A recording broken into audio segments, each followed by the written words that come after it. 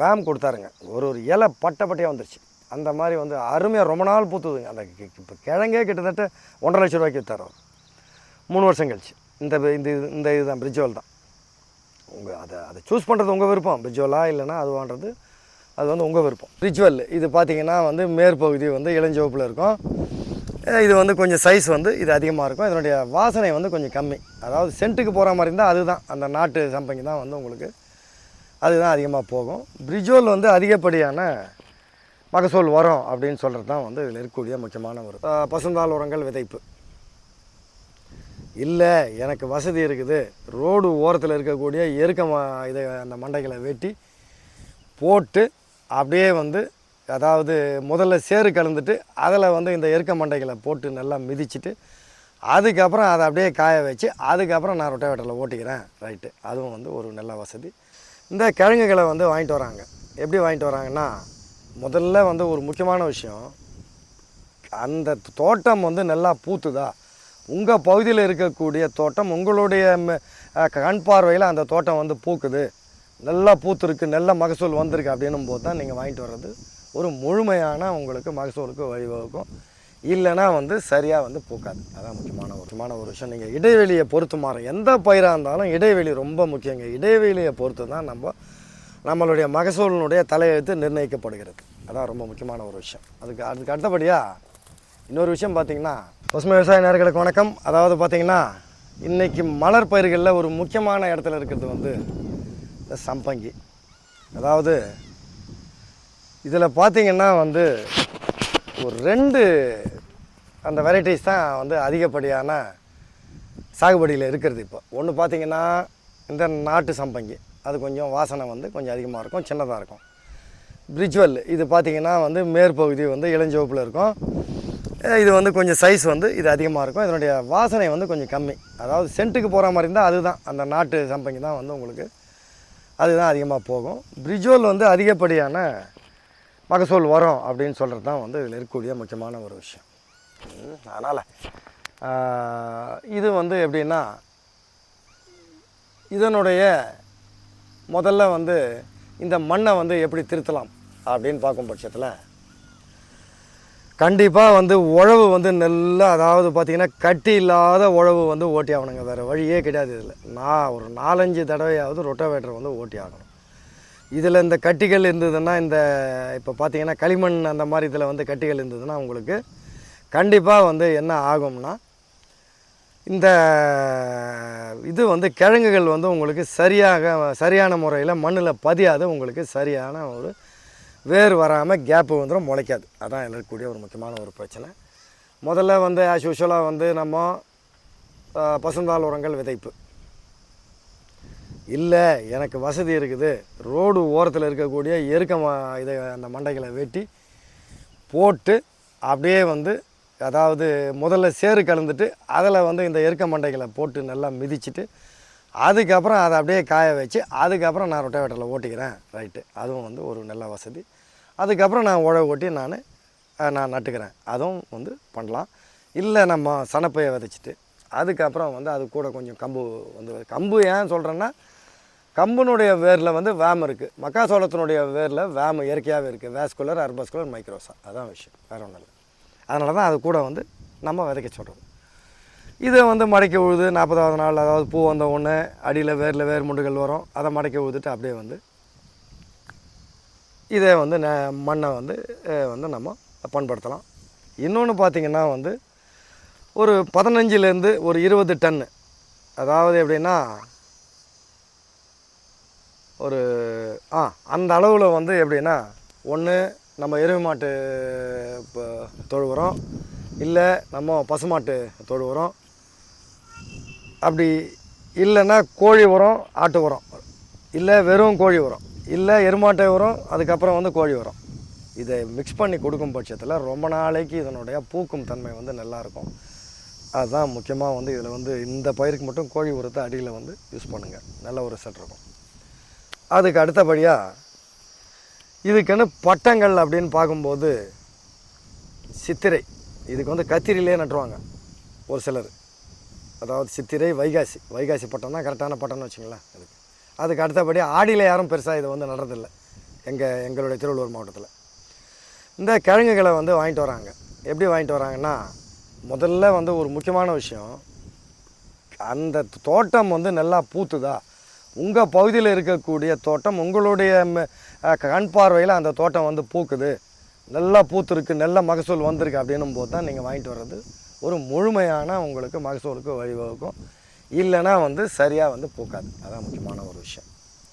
அதனால் இப்போ வந்து எப்போவுமே வந்து இந்த பிரிட்ஜுவலை விட நாட்டு வந்து கொஞ்சம் விலை வந்து அதிகமாக போகுது அப்படின்னு சொல்கிறாங்க. அது உங்களுடைய இது வந்து அதிகமாக பூக்கும், அது வந்து நார்மலாக பூக்கும். ஆனால் வந்து ரேட்டு கொஞ்சம் அதிகமாக இருக்கும், சென்ட்டுக்கு அதிகமாக போகும். அதுதான் இதுக்கு அதுக்கு இருக்கக்கூடிய ஒரு வேறுபாடு. அதாங்க விஷயம். இப்போ நம்ம வந்து அந்த கிழங்கை வந்து நோண்டிட்டு வரோம், அவங்க நோண்டி கொடுக்குறாங்க. அதாவது ஒரு ஏக்கருக்கு, அதாவது வந்து 10 சென்ட்டுக்கு வந்து 2 மூட்டை, 4 அணை கூட கொட்டுவாங்க. நீங்கள் வந்து அதை என்ன பண்ணணும்னா, இப்போ நீங்கள் வந்து ஒரு ஏக்கர் இது பண்ணுறீங்கன்னா வந்து உங்களுக்கு 10 மூட்டை, அதாவது வந்து 20 சாக்கு, ரைட்டு, அதாவது 20 சாக்கு அவங்க வந்து அணைக்கொடையில் வந்து அள்ளி அப்படியே வந்து அதை கொட்டுவாங்க. ஒரு சிலர் வந்து இதை வந்து என்ன பண்ணுவாங்க, கலப்பை வச்சு, ஏர் கலப்பை வச்சு அப்படியே சைடில் அப்படியே வந்து இதை வந்து நோண்டிக்கிட்டே போவாங்க. அதாவது விட்டுருவாங்க. இனிமேல் வந்து நம்ம வந்து கிழங்கு வந்து தோண்டி எடுத்துகிட்டு போகிறோம் அப்படின்னும் போது ஒரு 3 மாதத்துக்கு முன்னாடியே வந்து, அதாவது எப்படின்னு தை மாதத்துலேருந்தே வந்து பூ வந்து அறுவடை பண்ணுறது வந்து அதை நிறுத்திடுவாங்க, மாடுகளை விட்டு மேய்ச்சிடுவாங்க. அதுக்கப்புறம் தான் வந்து அந்த கிழங்குகளை வந்து இது பண்ணி தோண்டி கொடுப்பாங்க.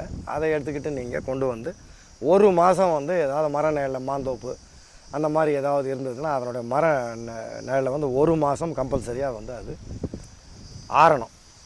அப்போ தாங்க உங்களுக்கு வந்து சரியான ஒரு இது இருக்கும். இல்லைன்னா உங்களுக்கு சரியான மகசூல் வராது. ஆச்சுங்களா?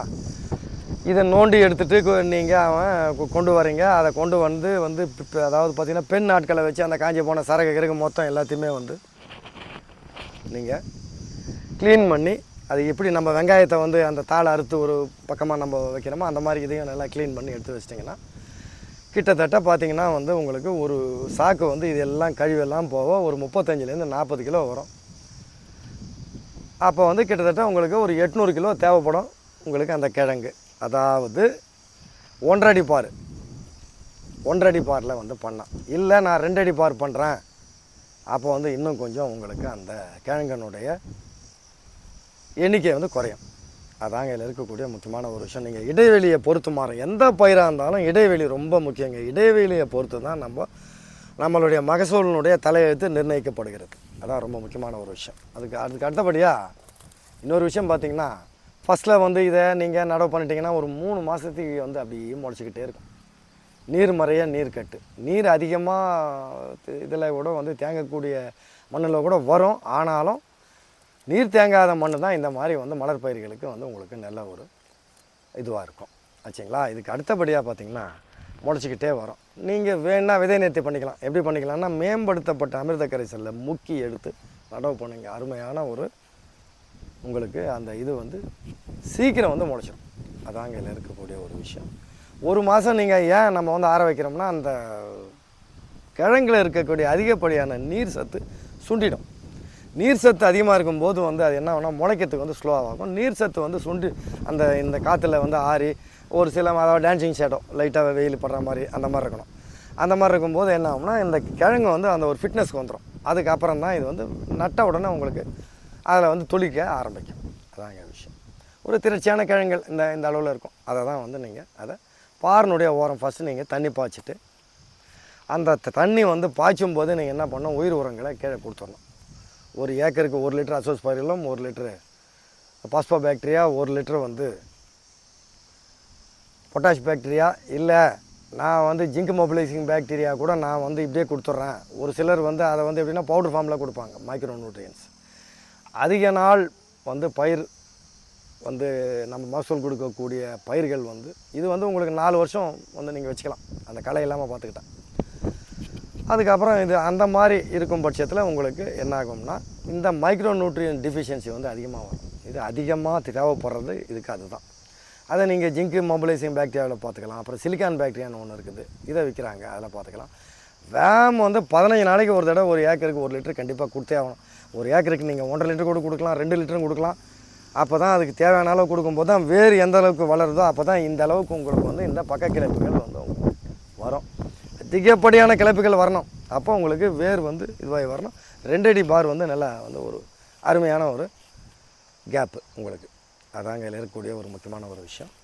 அதுக்கு அடுத்தபடியாக பார்த்தீங்கன்னா நீங்கள் வந்து அது நடவு பண்ணிடுறீங்க. அது முளைச்சி வர்றதுக்கு ஒரு 3-4 மாதம் ஆகிடும். ஒரு இடத்துல ஃபஸ்ட்டு வந்து பூக்கள் தெரியும்.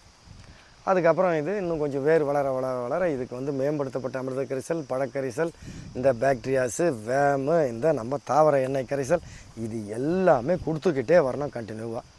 இல்லை சார் நான் செமியில் பண்ணிக்கிறேன், யூரியா பயன்பாட்டை குறைச்சிருங்க. நான் பாதி இயற்கை பாதி செயற்கையில் தான். இப்போ எனக்கு வந்து தொலைபேசியில் வந்து ரொம்ப பேர் கேட்குறாங்க, நீங்கள் சொல்கிற மாதிரி இயற்கையில் என்னால் பண்ண முடியலைங்க, எனக்கு ஆட்கள் கிடையாது. நான் இதை வந்து பறிக்கிறதே நான் வந்து ஆட்களை வச்சு தான் பறிக்கிறேன்.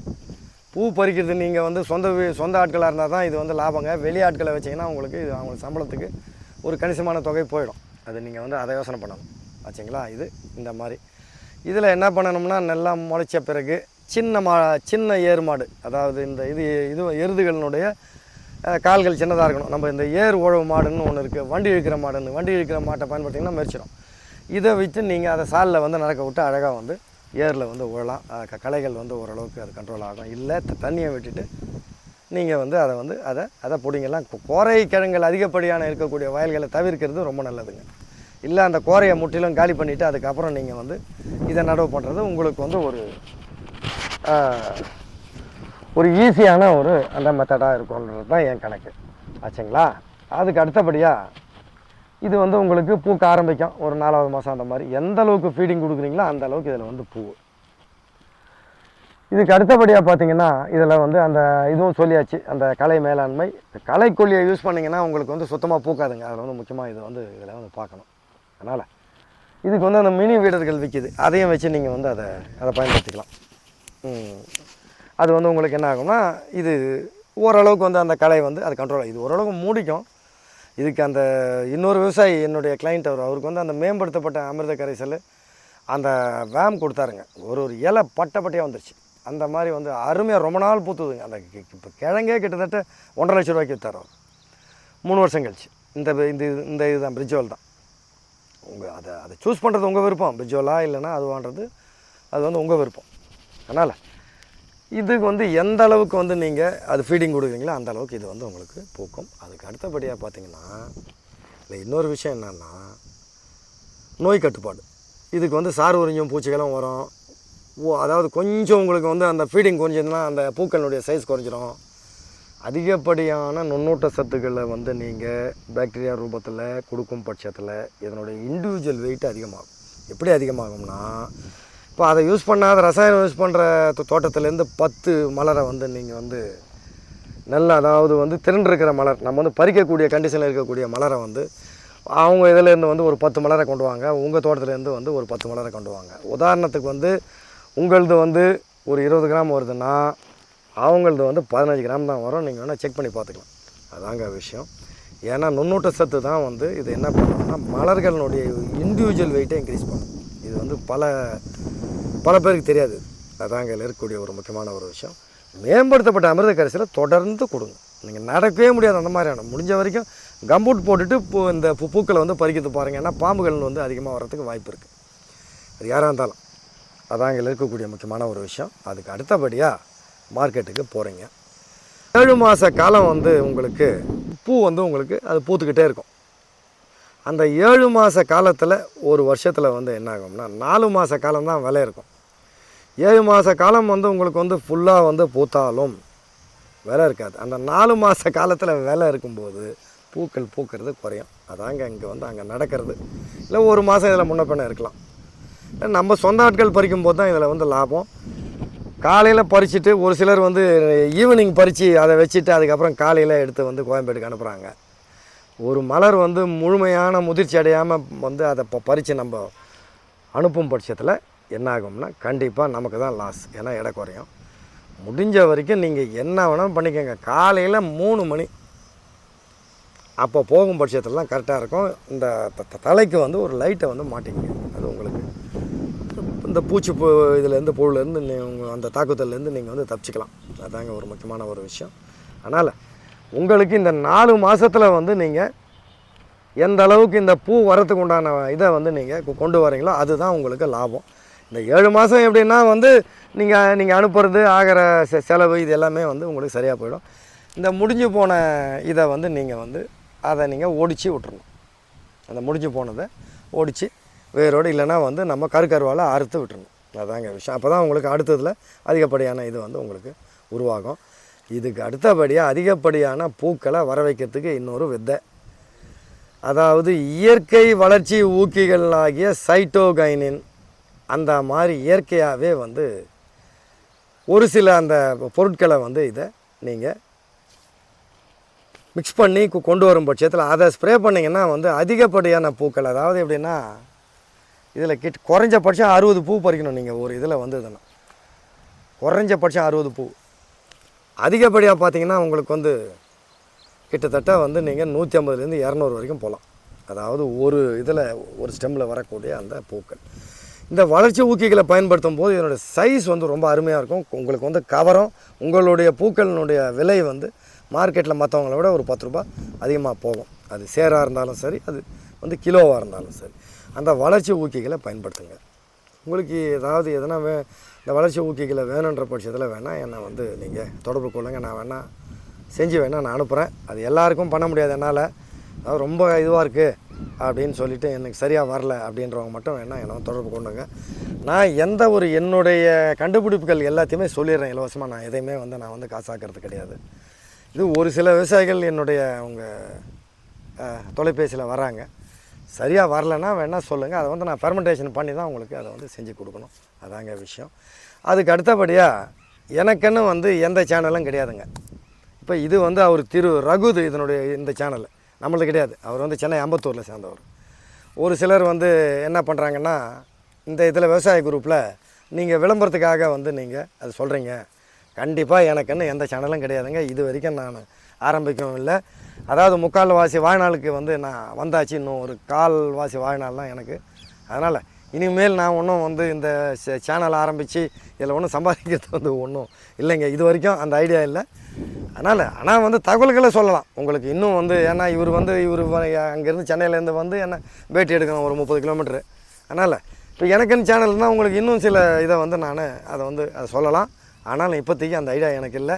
எனக்குன்னு எந்த சேனலும் கிடையாது. இப்போ உங்களுக்கு அந்த வளர்ச்சி ஊக்கி வேணுன்ற பட்சத்தில் முக்கியமாக தேவைப்படுறவங்க மட்டும் எனக்கு வந்து என்னுடைய தொலைபேசி அவர் வந்து எண் வந்து அவர் கொடுப்பாரு. நீங்கள் வந்து வேணால் அதை கேளுங்க. அதாங்க விஷயம். எனக்கு தெரிஞ்ச அந்த தகவல்களை நான் சொல்லியிருக்கேன். இதில் எந்த அளவுக்கு வந்து இதுக்கு வந்து அந்த தொழு உரத்தை எந்த அளவுக்கு நீங்கள் ஆரம்பத்தில் கொடுக்குறீங்களோ அதை பொறுத்து தான் இதனுடைய வாழ்நாள் வந்து நீட்டிக்கப்படும். அதுக்கு அடுத்தபடியாக இதனுடைய கிழங்குகள் வந்து உங்களுக்கு நல்ல லாபத்தை கொடுக்கும். நல்லா நீங்கள் வந்து பூக்க வச்சிட்டிங்கன்னா இது பல பேர் இது மேலே கண்டு இருப்பாங்க. நீங்கள் சொல்கிறது தான் ரேட்டு. அதனால் இந்த இதையும் வந்து கிழங்கையும் எடுத்து நீங்கள் விற்றுக்கலாம். இப்போ நான் சொல்கிற வழிமுறையில் பண்ணும்போது திரட்சியான கிழங்குகள் கிடைக்கும். இண்டிவிஜுவல் வெயிட் அதிகமாக வரும். அதனால் அதை நீங்கள் தாராளமாக இது பண்ணிக்கலாம். நன்றி, வணக்கம்.